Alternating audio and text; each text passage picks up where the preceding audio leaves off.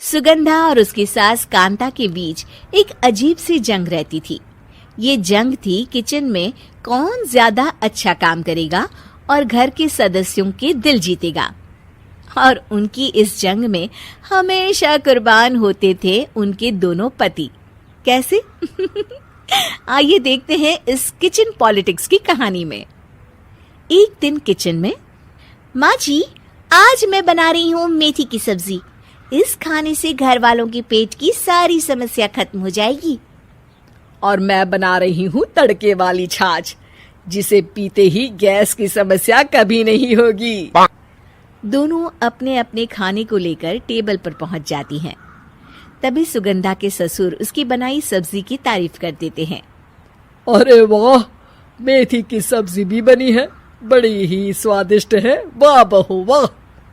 अरे बहू, लेकिन इसमें इतनी सारी मेथी बर्बाद करने की क्या जरूरत थी?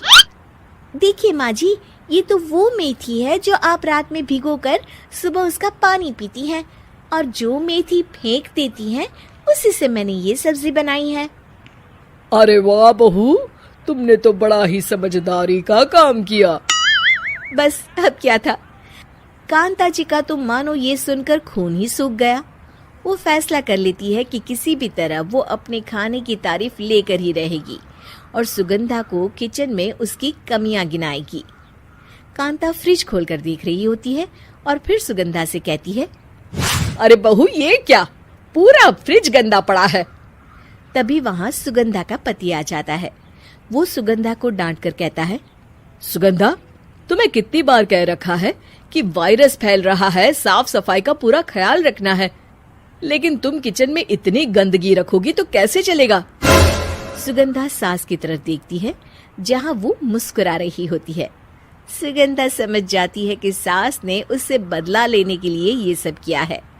दोनों रात के खाने की तैयारी में लग जाती हैं। दोनों ना एक दूसरे की तरफ देखती हैं और ना ही एक दूसरे से बातें करती हैं। रात को खाने की टेबल पर एक एक कर दोनों कई तरह के अलग अलग व्यंजन टेबल पर लगा देती हैं और अपने अपने पति के पास जाकर खड़ी हो जाती हैं। अरे खाइए जी खाइए, मैंने बड़ी मेहनत से बनाया है। प्लेट में वो खाना डालती हैं।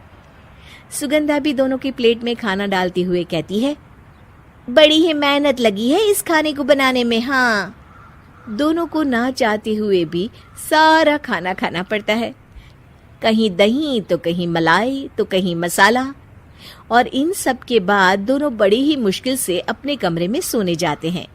लेकिन अगली सुबह सुगंधा का पति चिल्ला रहा होता है, हाय रे, हाय मेरा तो पेट खराब हो गया, हाय माँ बहुत दर्द हो रहा है। तो वहीं कांता के कमरे से भी कुछ ऐसी ही आवाज आने लगती है। हे भगवान, इस सास बहू की लड़ाई हमारी जान लेकर रहेगी। जाओ कोई डॉक्टर को बुलाकर लाओ। डॉक्टर आते हैं। दोनों को देखकर कांता और सुगंधा से कहती हैं, देखिए, आप दोनों इन्हें खाने में हल्का ही दीजिएगा।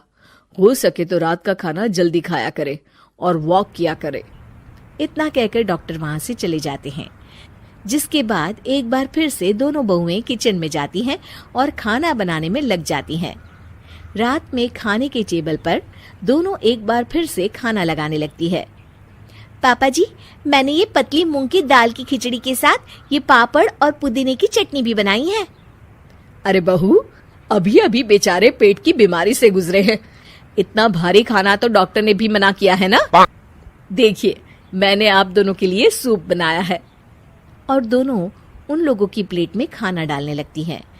तभी दोनों एक साथ बोल पड़ते हैं, बस करो, हमें माफ करो, हमें नहीं खाना इस घर में ना खिचड़ी और ना ही सूप।